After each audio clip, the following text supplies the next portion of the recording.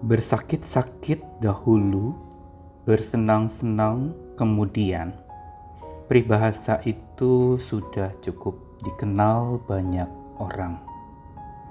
Seolah menjanjikan kepada kita bahwa setelah ada masa sakit, maka ada masa senang yang terjadi.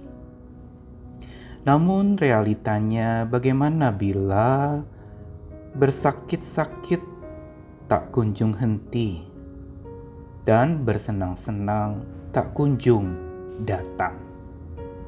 Yang berarti masa sakit dan tidak senang itu begitu lama dan panjang sehingga itu melelahkan dan menguras banyak energi, menyisakan kepedihan dan kesengsaraan, bahkan menimbun sebuah kepahitan di dalam hati. Ada kecewa yang berkepanjangan, ada lelah yang tak kunjung selesai, dan makin lemah mental seseorang dalam menghadapinya. Tetapi kesenangan yang sejati sesungguhnya memang hanya ada di dalam Tuhan, bukan berdasarkan keadaan menyenangkan atau tidak menyenangkan. Saya Nikolas Kurniawan menemani dalam Sabda Tuhan hari ini dari Mazmur 63 ayat yang ke-6. Seperti dengan lemak dan sumsum, jiwaku dikenyangkan, dan dengan bibir yang bersorak-sorai, mulutku memuji-muji. Masa padang gurun yang dilalui oleh Daud si pemazmur dari Mazmur 63 ini adalah masa yang memang tidak mudah untuk dilalui. Dan bukan itu saja, masa padang gurunnya bukan sebentar 1-2 hari, tapi satu masa yang panjang, yang tampak menjadi makin melelahkan, bahkan bisa melemahkan semangat.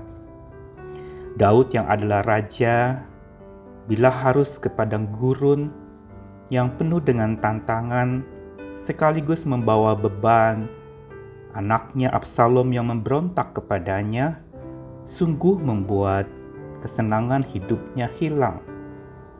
Tidak ada padang gurun yang menyenangkan. Semua menyisakan ketegangan, ketakutan, kesengsaraan. Namun yang menarik di dalam ungkapan rangkaian kata-kata kejujuran di dalam Mazmur 63 ini, setelah dia ungkapkan kerinduannya yang terdalam kepada Tuhannya seperti tanah yang kering menantikan air, dan juga hati yang selalu terarah kepada Tuhannya yang kemurahannya melebihi hidup. Di saat masa padang gurun itu masih saja Daud bisa mengatakan bahwa sekalipun kondisi hidupnya tidak menyenangkan, namun jiwanya dikenyangkan oleh Tuhan. Dan ini yang menyebabkan dia bisa melalui masa padang gurunnya dengan tenang. Dan digunakan ungkapan kata dengan lemak dan sumsum, jiwa itu dikenyangkan. Apakah maksudnya? Lemak dikatakan di dalam kitab suci, khususnya Perjanjian Lama, itu disebutkan dalam kitab Imamat sebagai kepunyaan Allah.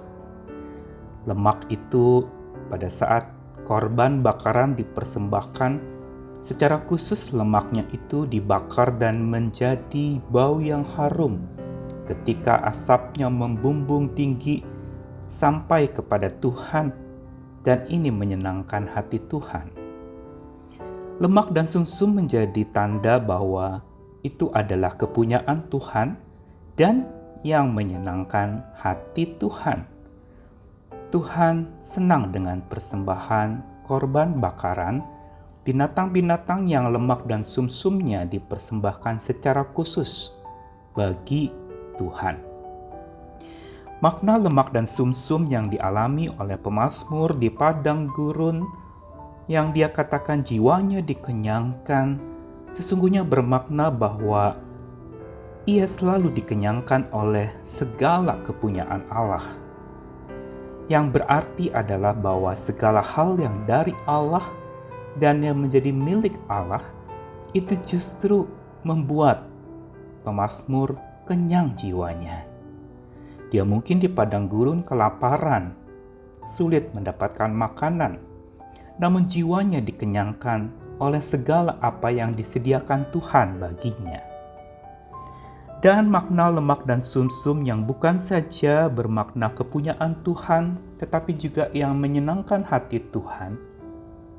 Ini memberi makna bahwa di tengah-tengah kondisi yang tidak menyenangkan, justru ada hal yang menyenangkan hati Tuhan yang membuat jiwa Daud dikenyangkan. Apakah hal yang menyenangkan hati Tuhan? Banyak tentu saja. Pertobatan, atau hal yang menyenangkan hati Tuhan berupa kerendahan hati, atau hal yang menyenangkan hati Tuhan bisa jadi adalah sebuah kehidupan yang taat.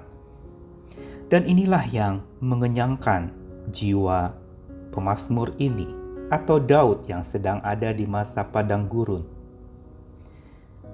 Makna dari ayat ini ingin memberitahu kepada kita bahwa jiwa yang selalu dikenyangkan oleh segala hal yang berasal dari Allah dan milik Allah yang dikaruniakan kepada kita, dan hal-hal yang menyenangkan hati Allah berupa pertobatan, ketaatan, dan juga hal-hal yang memuliakan hati Tuhan, ini yang akan membuat hidup tetap ditenangkan oleh Tuhan.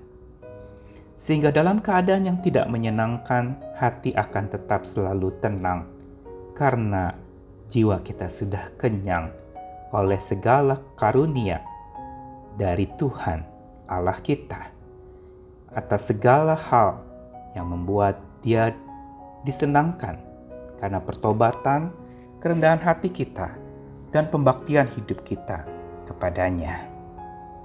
Hari-hari ini mungkin kita sedang ada dalam keadaan yang tidak menyenangkan. Tapi ingatlah, saat kondisi yang tidak menyenangkan, tetaplah miliki jiwa yang dikenyangkan oleh hal-hal yang menyenangkan hati Tuhan. Senangkanlah Tuhan, maka hidup yang tidak menyenangkan itu akan justru bisa diatasi dan dilalui, karena Tuhan bersama dengan kita. Dan biar segala apa yang dari Tuhan kita syukuri. Inilah sumber ketenangan kita di saat-saat yang tidak menyenangkan dalam hidup kita. Tetap senangkan Dia, tetap hidup menyenangkan hati Tuhan, sekalipun keadaan kita tidak menyenangkan. Tuhan selalu menenangkan hati setiap orang yang menyenangkan hati Tuhan. Salam kasih sayang, salam kenyang oleh anugerah Tuhan. Amin.